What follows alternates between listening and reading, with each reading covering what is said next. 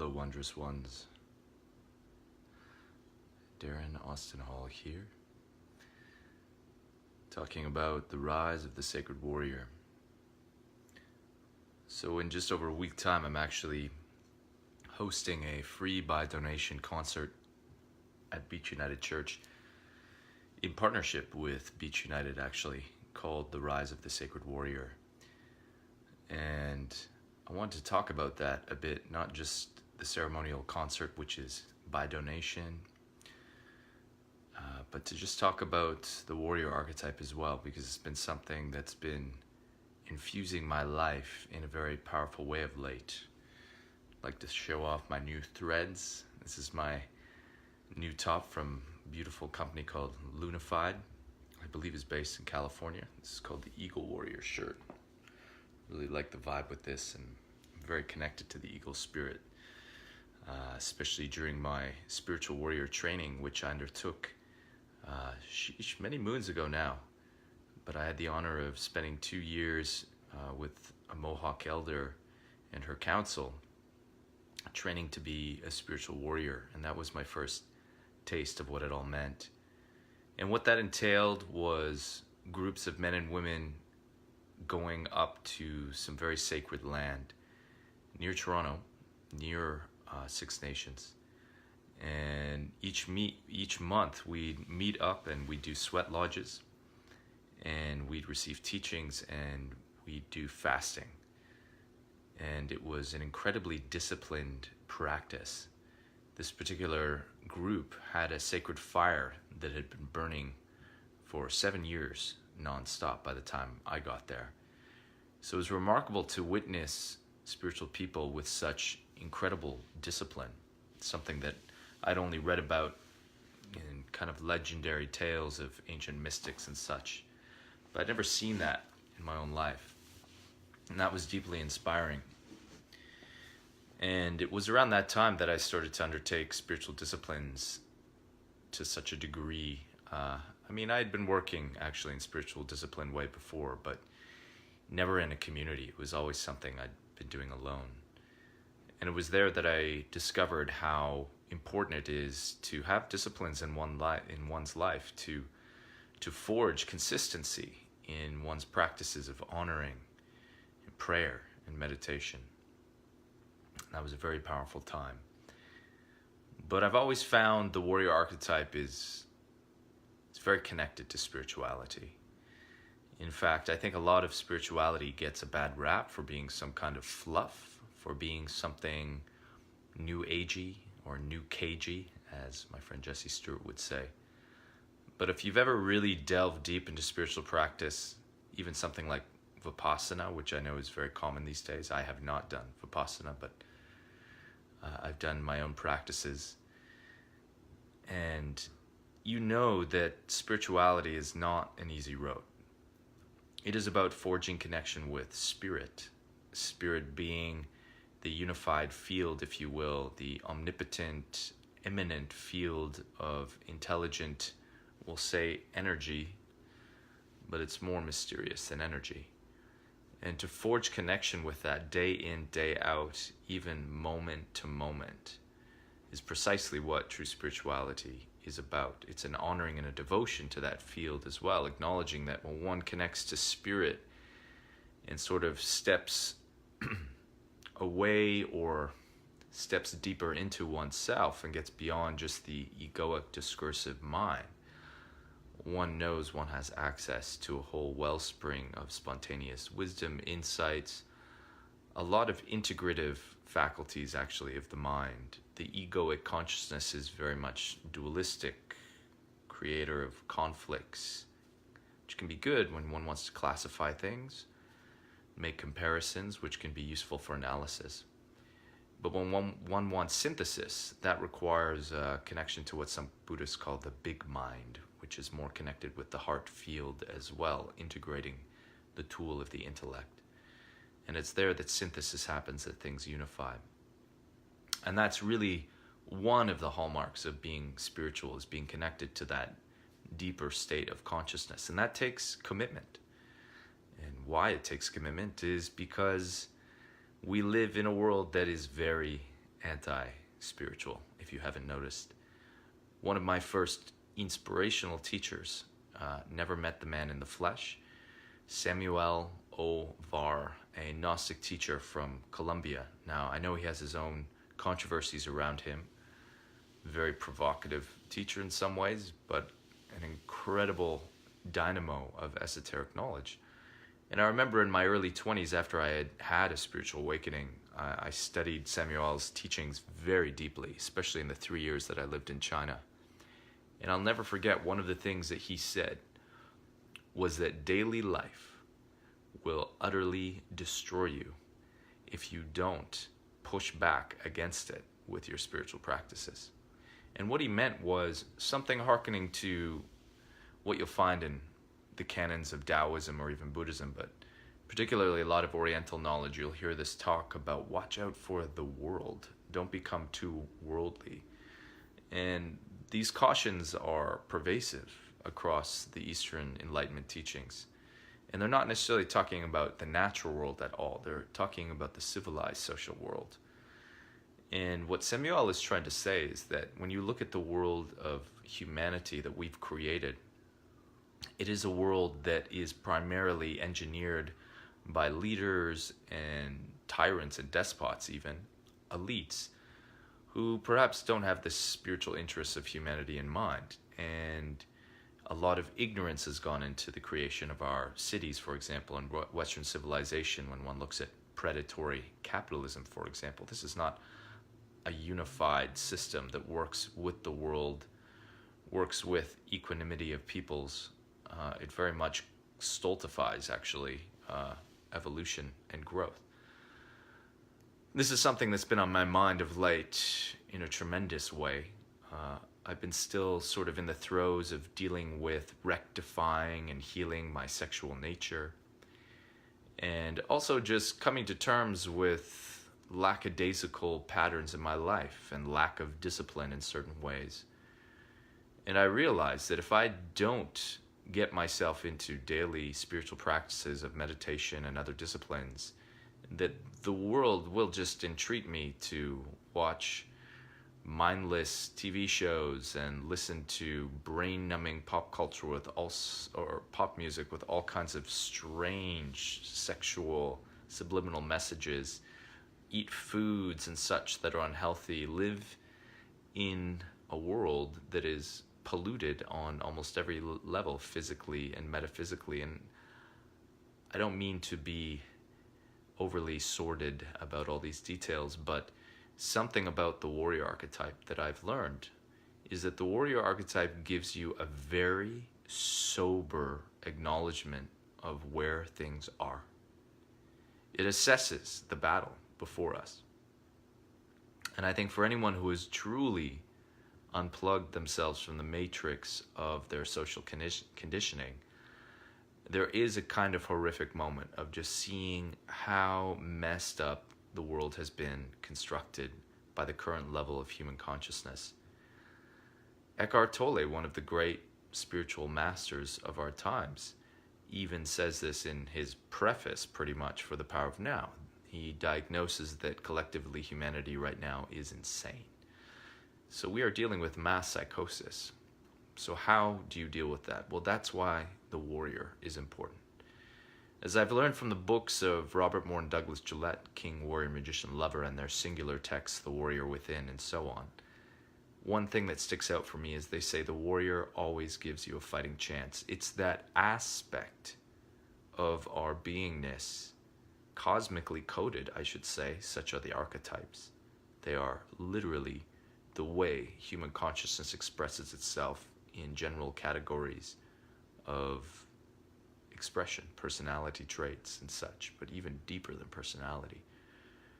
The archetypes are truly mandalas of meaning that pervade human consciousness collectively, something that we can draw upon, but things that are always working through us.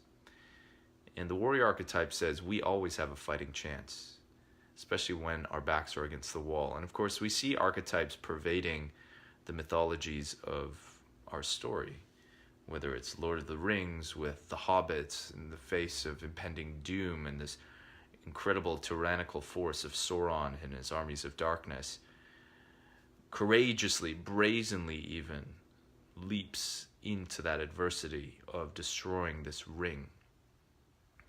And you think time and time again, so many movies have this trope of the battle seeming to be utterly lost, or waking up in a kind of battle where you are David versus a Goliath. And that is precisely where we are right now as a species. We are awakening in a world system of profanity in a lot of ways. But profanity is quite a judgment. I would rather say it's more woundedness and unconsciousness. And the sacred, which is a connection to a higher sense of world self, power, really noble power, has been truly desecrated. This has been prophesied all over the world. What comes to mind right now is the Kali Yuga prophecy in yoga, which says that during the time of the great darkness, Kali Yuga, the Iron Age, the most materialistic age, the most severed from the immaterial, which is the spiritual, that is when a spiritual practice like Tantra will show up. Why? Because Tantra goes against the traditional spiritual practices and brings something more radical to bear, because it's in a radical time. And as Joanna Macy, the great eco-spiritual and Buddhist, said, we live in a time where Babylon, which is supposed to be kind of the land of darkness in certain mythologies, not Babylon, the barbarian realm, is everywhere. There is no sacred space. And she says that with a beautiful, contented, yet fierce, kind smile on her face, one who accepts the battle wholeheartedly, knowing that we are in a time of great turning, and that even in the face of death, the best that we can offer is all of our effort to whatever endeavor we're doing, which is, of course, heroic. And of course, we're all hungry for the heroic. We all love heroes. Why? Because we are heroes. We have a heroic consciousness within us. So I've been really enjoying, actually, ruminating about the warrior a lot in my life. And I have to give major props to one of the reasons that my warrior is very strong and fierce and alive and activated right now is my dear friend, Lou. Lou reached out to me about 3 weeks ago, actually foremost through her partner, Joey, who was giving me a very warrior-esque Thai massage. I have a high pain tolerance, so we went to some very painful areas, and he said afterwards that Lou wanted to make me into a ripid hippie, as she pronounces it in her Brazilian accent. And so at the time I felt resistant. For those of you who know, I've been going through a lot of adversity in my life in the last 2 months, dealing with some really, really poignant heartbreak. And I felt like I had some disciplines of yoga that were going strong, but I didn't realize I was in more of a lull than I thought. And so when Lou reached out, and I reached back and said, what does this entail? You want to be my personal trainer, take me to the gym, make me into a ripped hippie. And she kind of put me in an energetic headlock and wouldn't let me out. She told me the requirements. I balked, and she said, get off your lazy ass, called me out. I got a little firm in the spine, like, how dare you say that? And I met her challenge. And for the last 3 weeks, I've been going to the gym every morning, doing about 30 to 40 minutes of cardio and lifting very heavy weights, and also taking hundreds of dollars worth of supplements as per Lou's suggestion. And it's been incredible just to witness getting into a very physical practice again and discipline, what kind of edge has been brought into my life. And something I want to share as well to especially all the men out there is that Lou has had me boosting my testosterone in a natural way. So I've been taking a product called Trib Stack by Precision. And it's all natural. It's mostly tribulus root, fenugreek, and red ginseng. And I was a little worried about taking testosterone, especially as I've been really trying to be disciplined with my sexual energy, and I was kind of scared that all of a sudden I'd have this very out of control libido. But if anything, the first thing that happened after taking this supplement was I felt noble. Isn't that interesting? Anyone who met me, who I was talking about this testosterone boosting thing, they'd be like, whoa, what's the first reaction? They'd have the same thing. Were you feeling too horny or out of control? And I'd say, no, I feel noble. And that's truly what I felt and still feel. It's been really interesting. I've also been taking a flower essence by Desert Alchemy called Ancestral Roots and honoring and activating the sacred warrior. So I'm sure those have their parts to play as well. But there was a few times within the first week of taking the supplement where I truly felt, as I was sitting outside doing ceremonial meditation practice, that there was kind of like ancestral warrior spirits around me, informing me, counseling me. Very fatherly energies as well. And I wept a lot thinking about the father energy and how bereft it is in our culture. I've also been reading Sam Keen's book, Fire in the Belly, which is a profound text that I encourage males to read. It really speaks to the male wound, particularly the loss of initiation ceremonies and rites of passage, which has been a huge dilemma in our culture that all men, I think, are starting to really come to grips with, especially as we enter deeper into this astrological transit that we're in for the next 10 years or so, with Chiron being in Aries, which is really the healing of the masculine and the healing of the warrior. I can't say enough, and that's pretty much another talk, but I can't say enough how much we've lost in those rites of passage being ripped out of our culture. And there's a lot of reasons for them being ripped out of our culture. If you look at colonial powers, usually one of the first things they do when they seek to colonize a peoples is they execute the medicine people, the shamans, and the wisdom keepers, because they know by doing so that they're cutting off all connections to wisdom that culture really needs as a central wellspring of well-being. And those rites of passage were thus also exiled from communities as the cultural elders were taken out. And now we live in an age where men are dealing with a lot of chaos in their bodies, in their beings. There's a lot of abuse that men have dealt with that they don't speak of. And then men are not told how to wield this more warrior-esque energy that they have within themselves, personified by testosterone, but more symbolically, energetically, as the greater degree of yang or yang energy that men have in their being.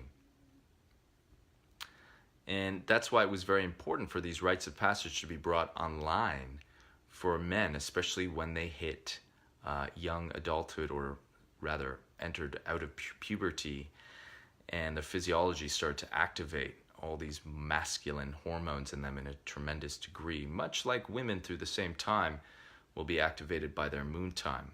But it is said that the woman's rite of passage in a lot of traditional cultures is activated, takes care of the woman's rites of passage. There are still, of course, female elders and crones that will take the young women into their red tents and their moon lodges to give them teachings.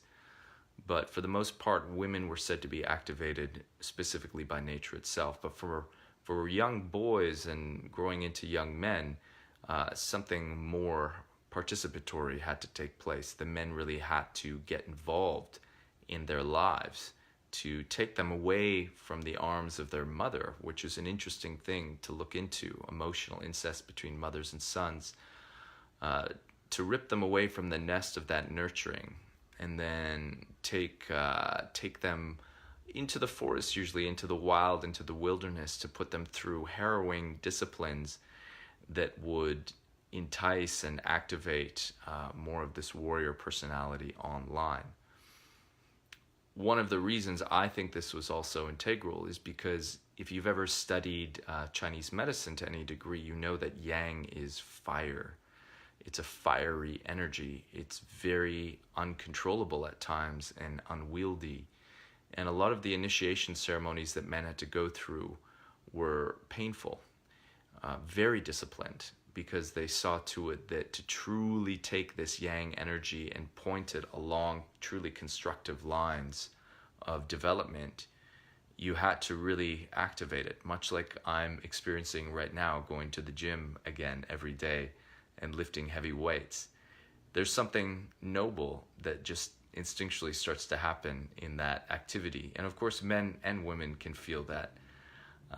But there is something, I think, that men feel a little deeper in that warrior energy. Not to mention, for generations upon generations upon generations, it has mostly been men who have been trained to be the warriors in cultures and societies. That's not to say that it doesn't happen among women, but traditionally it is a hallmark that men deal with. And something that I'll be talking about at this concert that I'm doing on November 11th on Remembrance Day, and I'm really happy to do this on this day because I believe that we need to reclaim some of these statutory, or it's not a statutory holiday, but some of the days that we celebrate. And I've always found Remembrance Day evokes, yes, a poignant kind of remembering of those that have been lost, especially in our ancestral lines, in a personal way to the horrors of war. But to me, it needs to go a little deeper. There needs to be a dimension of pacifism involved, where we have to really look at Remembrance Day as a way to galvanize that we should really get rid of war entirely. It should never exist. And how can we begin to even discuss that to be possible? But something that I've learned working with the warrior archetype is there's a tremendous wound that is deeply involved in the more male collective consciousness. And that is that, especially in the last 100 years in First World War and the Second World War, those wars were literally the murder and death of millions and millions of mostly young men. And a lot of those men after the war who survived would come home, and there was no real sensitivity offered them as to what they dealt with while they were there. They were slapped on the back, given badges, medals of honor, celebrated, and then welcome back, get back to your domestic life after they had been put through boot camps and trained to be killers. In more traditional cultures, there was a lot of reverence for this gear shift. So after battle, in some indigenous cultures, they would do ceremonies, like long, very drawn-out ceremonies to take the warrior archetype off of the men and then provide them with the safe passage back to being integrated into the society. They recognized that this was a very delicate issue to do. In our culture, we haven't done that. We've told men to shut up and not to feel and not to cry. Boys don't cry. Men don't cry. Definitely not. And so they've had to stuff all this deep inside of them, all this horror, all this pain that they've seen. And this is another dark side of patriarchy. We see it very viscerally in that in patriarchy, on the physical dimension, women are very viscerally hit. They're raped. They're sexually abused. For men, the raping is a little different. It's soul-level raping, but of course physical raping as well, in that they have to go to these wars and see these horrific, horrific things and be trained to be ruthless killers. And what's horrible in that is that you start to realize through any study of modern war especially that these wars were all very corrupt. Probably could have been avoided before even going to battle. When you see the financial elite institutions that were involved in funding both sides, it's a very, very dark story. Anyhow, I'm a long-winded fellow. I want to tie this up. So we live in an age where we are dealing with tremendous adversity, tremendous chaos. We have very monstrous leaders in power. The environmental crisis is crying out as the body of Mother Earth has been so raped and so pillaged, and she's now entering into a state of deep wounded chaos. And she's trying to activate and awaken us as well, I do believe, as many indigenous elders have said. It is time for us all to consider how can that warrior archetype be brought online in all of our lives, whether we are men, whether we are women, whether we are transgender, whatever disposition that we connect to. The warrior archetype is a universal field of very bold, noble use of aggression, of discipline, of being a disciple of. And perhaps most importantly, the warrior archetype aligns us to our mission. Day in and day out, The true work of the warrior is to remind themselves, what is your purpose? What is your mission in life? I encourage you for this month of November, which some call Movember, which is an honoring of men and prostate cancer, as I work in the spiritual realm. A spiritual dimension to this work could be for everyone to think about that more masculine warrior quality within us that we all have access to, and to spend 5 minutes each morning just constellating oneself to their higher purpose. Play some really epic music, something inspiring like the Braveheart soundtrack, something that makes you feel that heroic consciousness, and think about what is it that is your central aim in life. A trans-personal purpose. I don't mean like you want to save up a bunch of money to go to Costa Rica this February or such. I mean, what is that higher mission that you want to be involved with perhaps for your lifetime? Think about that. Render it each day for a month. I challenge you. And as you render that, feel it. Don't just think about it. Feel what it would mean to really go into that. Feel what you might need to sacrifice for your abilities to be brought online in more excellence so that you can siphon yourself into that higher mission. What disciplines do you need? Consider meditation perhaps as not only a great discipline of deepening and enriching consciousness, but also an act of self-defense.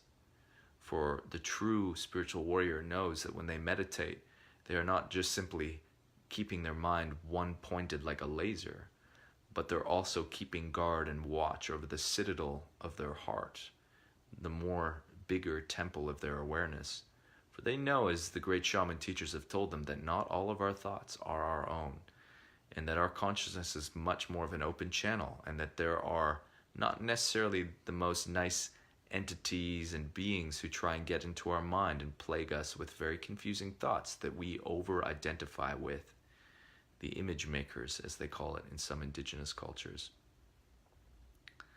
This is something that we all need to do now, and this is a great time of year to do it in the season of the fall, as things fall away and we are brought deeper into our grief, deeper into our feeling space, closer to the holy darkness.